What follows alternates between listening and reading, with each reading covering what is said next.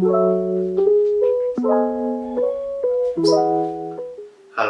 perkenalkan nama saya adalah Marco. Saya merupakan mahasiswa UGM yang saat ini tengah melakukan kegiatan kuliah kerja nyata di Kecamatan Tawangmangu. Teman-teman sekalian, pada kesempatan kali ini saya akan berbicara mengenai fotografi menggunakan handphone. Sebelum kita mulai ke materi video ini, kita akan membahas mengenai beberapa hal, seperti pemahaman dasar dunia fotografi, tips and tricks seputar fotografi menggunakan HP, dan komposisi dalam fotografi. Sudah penasaran? Oke, mari kita lanjut ke materinya. Melihat dari perspektif secara historis, istilah fotografi itu sudah ditemukan semenjak tahun 1839. Istilah ini dibagi menjadi dua bagian, foto dan grafein dalam bahasa Yunani. Foto artinya adalah cahaya, sedangkan grafein adalah melukis. Nah, maka dengan ini kita melihat bahwa arti dari fotografi itu sendiri adalah melukis dengan cahaya.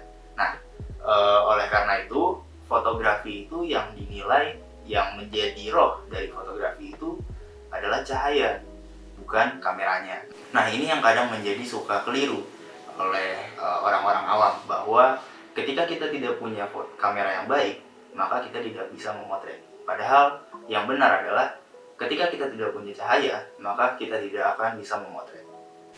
Selain itu, pada tahun 1519, sebuah karya oleh Leonardo da Vinci menggambarkan bahwa ada seorang seniman yang berada di dalam ruang gelap, kemudian menggunakan cahaya yang menerobos untuk menggambarkan objek yang ada di depan lubang, dan refleksi dari lubang tersebut digunakan untuk menggambar oleh seniman tersebut. Nah, konsep ini kemudian diaplikasikan kepada kamera-kamera modern pada zaman digital saat ini. Yang membedakan adalah pada kamera digital saat ini, yang menggambar tidaklah orang yang ada di dalam box, tapi kalau kita melihat di kamera digital seperti ini bentuknya.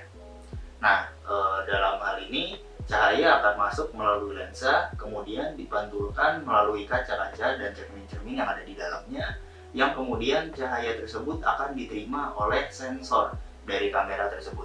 Oleh karena itu, di dalam konsep ini, seniman sudah tidak secara manual menggambar, tapi digantikan perannya oleh sensor yang kemudian menerjemahkan cahaya dari apa yang ditangkap oleh lensa, seperti itu.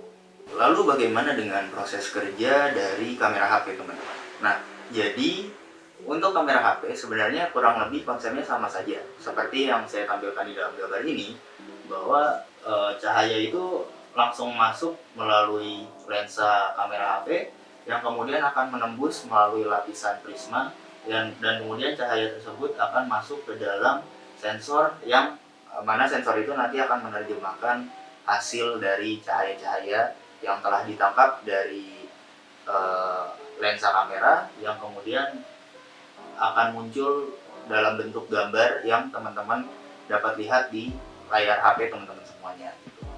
Nah, peran di dalam prisma-prisma yang ada di dalam kamera HP itu fungsinya adalah untuk mendistorsi warna, sehingga warna-warna tersebut dapat menjadi lebih mudah untuk diterima oleh sensor dalam menerjemahkan.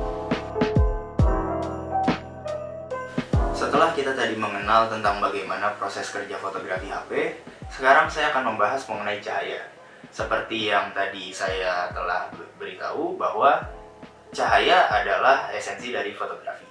Nah, dalam hal ini, cahaya di dalam fotografi itu dibagi menjadi dua.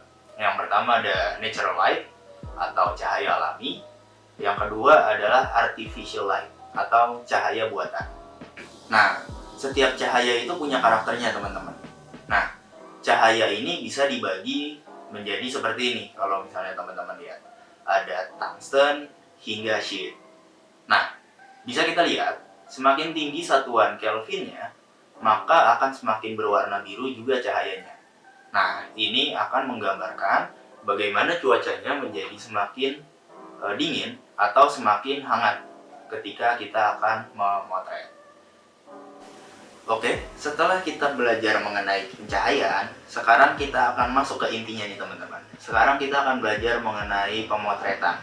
Nah, mungkin teman-teman sudah pernah berhadapan dengan konten yang seperti ini atau yang seperti ini. Oke, tapi untuk sekarang ini kita nggak akan belajar mengenai trik-trik seperti itu teman-teman. Tapi justru yang lebih penting dan lebih mendasar dari trik-trik yang tadi saya tampilin, itu kita bakal belajar tentang oke, jadi apa itu komposisi? Nah, komposisi adalah masalah menempatkan berbagai benda yang terpotret di dalam bingkai foto atau frame foto. Bagus atau tidaknya komposisi sebuah foto itu tergantung pada kebutuhan foto yang akan kita produksi. Nah, komposisi dalam fotografi itu bisa kita lihat dalam beberapa hal nih teman-teman. Nah, beberapa di antaranya ada seperti ini.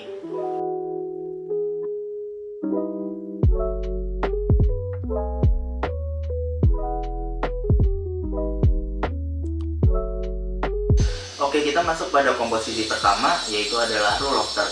Nah, apa itu komposisi rule of third? Rule of third adalah komposisi di mana fotografer meletakkan objek fotonya sebanyak sepertiga bagian dari frame yang dia produksi. Nah, seperti ini contohnya.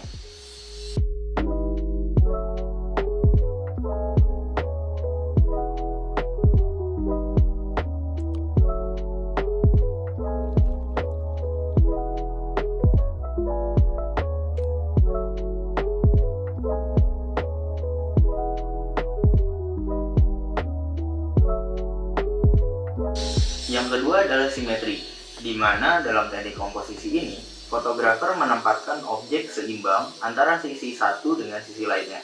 Seperti ini contohnya.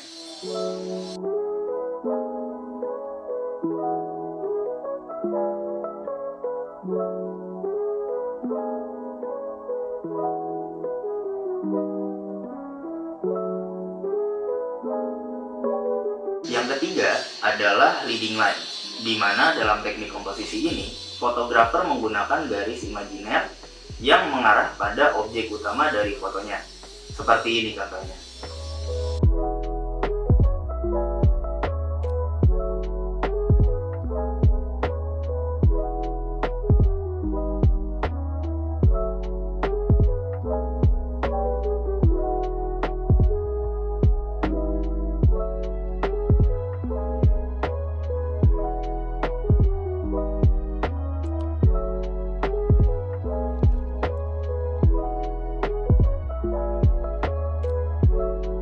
Yang keempat adalah negative space, di mana dalam teknik komposisi ini, fotografer mengosongkan ruang dominan yang ada di dalam frame fotonya dan meletakkan objek di antara ruang kosong tersebut. Nah, contohnya seperti ini.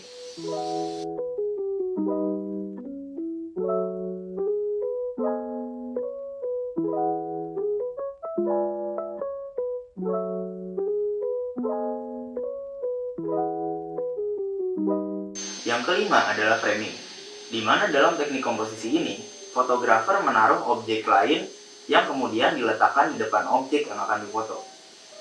Nah, seperti ini hasil fotonya.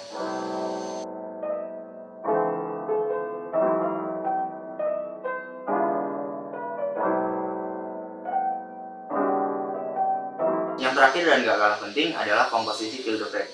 Nah, pada komposisi ini, fotografer akan menempatkan sebuah objek memenuhi seluruh frame pada fotonya. Nah, hasilnya kira-kira seperti ini teman-teman.